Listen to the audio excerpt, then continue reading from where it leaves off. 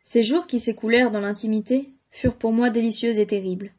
Voir Edmée à toute heure, sans crainte d'être indiscret, puisqu'elle-même m'appelait à ses côtés, lui faire la lecture, causer avec elle de toutes choses, partager les tendres soins qu'elle rendait à son père, être de moitié dans sa vie, absolument comme si nous eussions été frères et sœurs, c'était un grand bonheur sans doute, mais c'était un dangereux bonheur, et le volcan se ralluma dans mon sein. Quelques paroles confuses, quelques regards troublés me trahirent. Edmée ne fut point aveugle, mais elle resta impénétrable, son œil noir et profond, attaché sur moi comme sur son père avec la sollicitude d'une âme exclusive, se refroidissait quelquefois tout à coup au moment où la violence de ma passion était prête d'éclater. Sa physionomie n'exprimait alors qu'une patiente curiosité et la volonté inébranlable de lire jusqu'au fond de mon âme sans me laisser voir seulement la surface de la sienne. Mes souffrances, quoique vives, me furent chères dans les premiers temps. Je me plaisais à les offrir intérieurement à Edmée comme une expiation de mes fautes passées. J'espérais qu'elle les devinerait et qu'elle m'en saurait gré. Elle les vit et ne m'en parla pas. Mon mal s'aigrit, mais il se passa encore des jours avant que je perdisse la force de le cacher.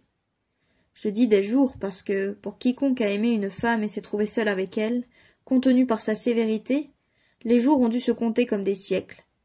Quelle vie pleine et pourtant dévorante, que de langueur et d'agitation, de tendresse et de colère.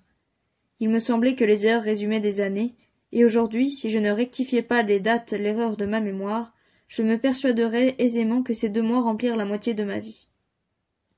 Je voudrais peut-être aussi me le persuader pour me réconcilier avec la conduite ridicule et coupable que je tins, au mépris des bonnes résolutions que je venais à peine de former. La rechute fut si prompte et si complète qu'elle me ferait rougir encore si je ne l'avais cruellement expiée, comme vous le verrez bientôt. Après une nuit d'angoisse, je lui écrivis une lettre insensée qui faillit avoir pour moi des résultats effroyables. Elle était à peu près conçue en ces termes. Vous ne m'aimez point, Edmée, vous ne m'aimerez jamais, je le sais, je ne demande rien, je n'espère rien, je veux rester près de vous, consacrer ma vie à votre service et à votre défense. Je ferai, pour vous être utile, tout ce qui sera possible à mes forces, mais je souffrirai, et quoi que je fasse pour le cacher, vous le verrez, et vous attribuerez peut-être à des motifs étrangers une tristesse que je ne pourrai pas renfermer avec un constant héroïsme. Vous m'avez profondément affligé hier en m'engageant à sortir un peu pour me distraire. Me distraire de vous, Edmée? Quelle amère raillerie! Ne soyez pas cruelle, ma pauvre sœur, car alors vous redevenez mon impérieuse fiancée des mauvais jours. Et malgré moi, je redeviens le brigand que vous détestiez.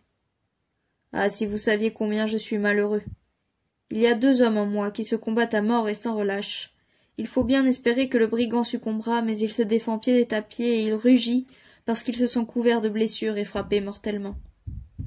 Si vous saviez, Edmée, quelle lutte, quel combat, quelles larmes de sang mon cœur distille, et quelle fureur s'allume souvent dans la partie de mon esprit que gouvernent les anges rebelles.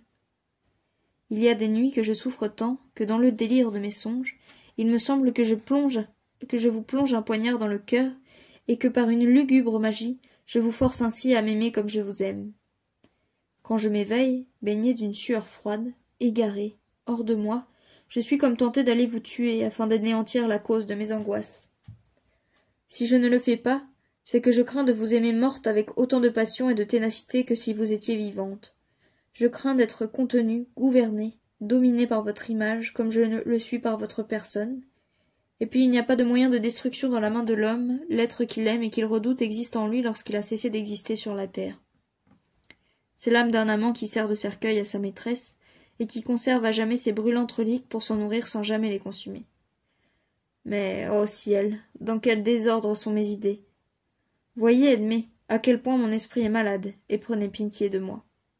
Patientez, permettez-moi d'être triste, ne suspectez jamais mon dévouement, je suis devenu fou. Mais je vous chéris toujours.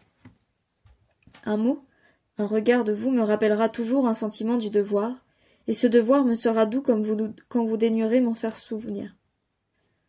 À l'heure où je vous écris, Edmée, le ciel est chargé de nuées plus sombres et plus lourdes que l'airain. Le tonnerre gronde, et à la lueur des éclairs semblent flotter les spectres douloureux du purgatoire. Mon âme est sous le poids de l'orage.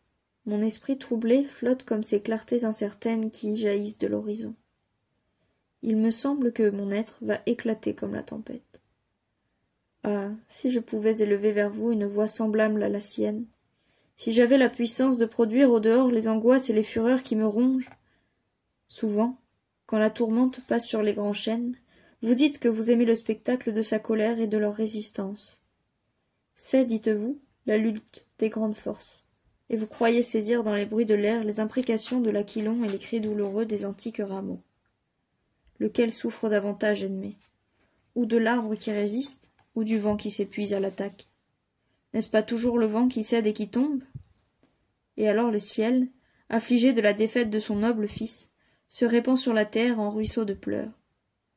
Vous aimez ces folles images, ennemi, et chaque fois que vous contemplez la force vaincue par la résistance, vous souriez cruellement et votre regard mystérieux semble insulter à ma misère. Eh bien, n'en doutez pas, vous m'avez jeté à terre, et quoique brisé, je souffre encore, sachez-le, puisque vous voulez le savoir, puisque vous êtes impitoyable au point de m'interroger et de feindre pour moi la compassion. Je souffre et je n'essaie plus de soulever le pied que le vainqueur orgueilleux a posé sur ma poitrine défaillante. Le reste de cette lettre, qui était fort longue, fort décousue, et absurde d'un bout à l'autre, était conçu dans le même sens. Ce n'était pas la première fois que j'écrivais à Edmé, quoique vivant sous le même toit et ne la quittant qu'aux heures de repos. Ma passion m'absorbait à tel point que j'étais invinciblement entraîné à prendre sur mon sommeil pour lui écrire. Je ne croyais jamais lui avoir assez parlé d'elle, assez renouvelé la promesse d'une soumission à laquelle je manquais à chaque instant. Mais la lettre dont il s'agit était plus hardie et plus passionnée qu'aucune des autres. Peut-être fut-elle écrite fatalement sous l'influence de la tempête qui éclatait au ciel, tandis que, courbé sur ma table, le front en sueur, la main sèche et brûlante, je traçais avec exactation la peinture de mes souffrances. Il me semble qu'il se fit en moi un grand calme, voisin du désespoir, lorsque je me jetai sur mon lit après être descendu au salon et avoir glissé ma lettre dans le panier à ouvrage d'Edmé. Le jour se levait, chargé à l'horizon des ailes sombres de l'orage qui s'envolait vers d'autres régions. Les arbres, chargés de pluie, s'agitaient encore sous la brise rafraîchissante. Profondément triste, mais aveuglément dévoué à la souffrance, je m'endormis soulagé comme si j'eusse fait le sacrifice de ma vie et de mes espérances. Edmé ne parut pas avoir trouvé ma lettre, car il n'y répondit pas. Elle avait coutume de le faire verbalement, et c'était pour moi un moyen de provoquer de sa part ces effusions d'amitié fraternelle dont il fallait bien me contenter, et qui versaient du moins un baume sur ma plaie. J'aurais dû me dire que cette fois ma lettre devait amener une explication décisive ou être passée sous silence. Je soupçonnais l'abbé de l'avoir soustraite et jetée au feu. J'accusais Edmé de mépris et de dureté. Néanmoins je me tus. Le lendemain, le temps était parfaitement rétabli. Mon oncle fit une promenade en voiture, et chemin faisant nous dit qu'il ne voulait pas mourir sans avoir fait une grande et dernière chasse au renard. Il était passionné par ce divertissement, et sa santé s'était améliorée au point de rendre à son esprit des velléités de plaisir et d'action. Une étroite berline très légère, attelée de fortes mules, courait rapidement dans les traînes sablonneuses de nos bois, et quelquefois déjà il avait suivi de petites chasses que nous montions pour le distraire. Depuis la visite du trappiste, le chevalier avait comme repris à la vie. Doué de force et d'obstination comme tous ceux de sa race, il semblait qu'il pérît faute d'émotion, car le plus léger rappel à son énergie rendait momentanément la chaleur à son sang engourdi. Comme il insista beaucoup sur ce projet de chasse, Edmé s'engagea à organiser avec moi une battue générale et à y prendre une part active. Une des grandes joies du bon vieillard était de la voir à cheval, caracoler hardiment autour de sa voiture et lui tendre toutes les branches fleuries qu'elle arrachait au buisson en passant. Il fut décidé que je monterais à cheval pour l'escorter et que l'abbé accompagnerait le chevalier dans la berline. Le banc et l'arrière-ban des gardes-chasse, forestiers, piqueurs, voire des braconniers de la Varenne, furent convoqués à cette solennité de famille. Un grand repas fut préparé à l'office pour le retour, avec force pâté d'oie et vin du terroir. Marcasse, dont j'avais fait mon régisseur à la Roche-Mauprat, et qui avait de grandes connaissances dans l'art de la chasse au renard, passa 2 jours entiers à boucher les terriers. Quelques jeunes fermiers, des environs, intéressés à la battue et capables de donner un bon conseil dans l'occasion, s'offrirent gracieusement à être de la partie. Et enfin Patience, malgré son éloignement pour la destruction des animaux innocents, consentit à suivre la chasse en amateur. Aujourd'hui, qui se leva chaud et serein sur nos riants projets et sur mon implacable destinée, une 50aine de personnes se trouva sur pied avec corps, chevaux et chiens. La journée devait se terminer par une déconfiture de lapins dont le nombre était excessif, et qu'il était facile de détruire en masse en se rabattant sur la partie des bois qui n'aurait pas été traquée pendant la chasse. Chacun de nous s'arma donc d'une carabine, et mon oncle lui-même en prit une pour tirer de sa voiture, ce qu'il faisait encore avec beaucoup d'adresse. Durant les 2 premières heures, Edmé, montée sur une jolie petite jument limousine fort vive, et qu'elle s'amusait à exciter et à retenir avec une coquetterie touchante pour son vieux père, s'écarta peu de la calèche, d'où le chevalier souriant, animé, attendri, la contemplait avec amour. De même qu'emporté chaque soir par la rotation de notre globe, nous saluons, en entrant dans la nuit, l'astre radieux qui va régner sur un autre hémisphère. Ainsi le vieillard se consolait de mourir en voyant la jeunesse, la force et la beauté de sa fille lui survivre dans une autre génération. Quand la chasse fut bien nouée, Edmé, qui se ressentait certainement de l'humeur guerroyante de la famille, et chez qui le calme et l'âme n'enchaînaient pas toujours la fougue du sang, céda aux signes réitérés que lui faisait son père, dont le plus grand désir était de la voir galoper, et elle suivit le lancer qui était déjà un peu en avant. Celui-là, m'écria le chevalier, qui ne l'avait pas plutôt vu courir que sa douce vanité paternelle avait fait place à l'inquiétude. Je ne me le fis pas dire 2 fois, et enfonçant mes éperons dans le ventre de mon cheval, je rejoignis Edmé dans un sentier de traverse qu'elle avait pris pour retrouver les chasseurs. Je frémis en la voyant se plier comme un jonc sous les branches, tandis que son cheval, excité par elle, l'emportait au milieu du taillis avec la rapidité de l'éclair. « Edmé, pour l'amour de Dieu, lui criai-je, n'allez pas si vite, vous allez vous faire tuer. »« Laisse-moi courir, me dit-elle gaiement. Mon père me l'a permis. Laisse-moi tranquille, te dis-je, je te donne sur les doigts si tu arrêtes mon cheval. »« Laisse-moi du moins te suivre, lui dis-je en la serrant de près. Ton père me l'a ordonné, et je ne suis là que pour me tuer, s'il t'arrive malheur. Pourquoi étais-je obsédée par ces idées sinistres, moi qui avais vu si souvent Edmé courir à cheval dans les bois? Je l'ignore. J'étais dans un état bizarre. La chaleur de midi me montait au cerveau, et mes nerfs étaient singulièrement excités. Je n'avais pas déjeuné, me trouvant dans une mauvaise disposition en partant, et pour me soutenir à jeun j'avais avalé plusieurs tasses de café mêlées de rhum. Je sentais alors un effroi insurmontable, puis au bout de quelques instants cet effroi fit place à un sentiment inexprimable d'amour et de joie. L'explication de la course devint si vive que je m'imaginai n'avoir pas d'autre but que de poursuivre Edmé. À la voir fuir devant moi, aussi légère que sa cavale noire, dont les pieds volaient sans bruit sur la mousse, on l'eût prise pour une fée apparaissant en ce lieu désert pour troubler la raison des hommes et les entraîner sur ses traces au fond de ces retraites perfides. J'oubliai la chasse et tout le reste. Je ne vis qu'Edmé. Un nuage passa devant mes yeux, et je ne la vis plus. Mais je courais toujours. J'étais dans un état de démence muette lorsqu'elle s'arrêta brusquement. « Que faisons-nous » me dit-elle. « Je n'entends plus la chasse, et j'aperçois la rivière. Nous avons trop donné sur la gauche. » « Au contraire, Edmé, lui répondis-je sans savoir un mot de ce que je disais. Encore un temps de galop, et nous y sommes. « Comme vous êtes rouge, me dit-elle, comment passerons-nous la rivière ?»« Puisqu'il y a un chemin, il y a un gué, lui répondis-je. Allons, allons. » J'étais possédée de la rage de courir encore. J'avais une idée, celle de m'enfoncer de plus en plus dans le bois avec elle, mais cette idée était couverte d'un voile, et lorsque j'essayais de le soulever, je n'avais plus d'autre perception que celle des battements impérieux de ma poitrine et de mes tempes. Edmé fit un geste d'impatience. « Ces bois sont maudits et je m'y gare toujours, dit-elle. » Et sans doute elle pensa au jour funeste où elle avait été emportée loin de la chasse et conduite à la Roche-Mauprat. Car j'y pensais aussi, et les images qui s'offrirent à mon cerveau me causèrent une sorte de vertige. Je suivis machinalement Edmé vers la rivière. Tout à coup, je la vis à l'autre bord.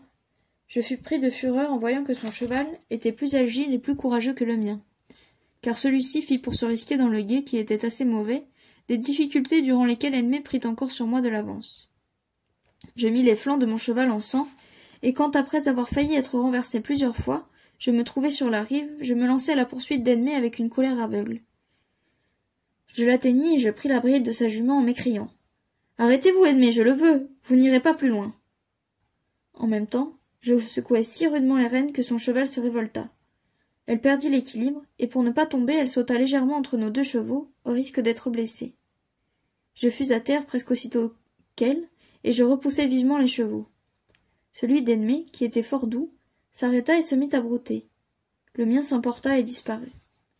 Tout cela fut l'affaire d'un instant. J'avais reçu Edmé dans mes bras, elle se dégagea et me dit avec sécheresse. « Vous êtes fort brutal, Bernard, et je déteste vos manières. À qui en avez-vous? Troublé, confus, je lui dis que je croyais que sa jument prenait les morts aux dents, et que je craignais qu'il ne lui arrivât malheur en s'abandonnant de la sorte à l'ardeur de la course. Et pour me sauver, vous me faites tomber, au risque de me tuer, répondit-elle. Cela est fort obligeant en vérité. Laissez-moi vous remettre sur votre cheval, lui dis-je, et sans attendre sa permission, je la pris dans mes bras et je l'enlevai de terre. Vous savez fort bien que je ne monte pas à cheval ainsi, s'écria-t-elle tout à fait irritée. Laissez-moi, je n'ai pas besoin de vos services.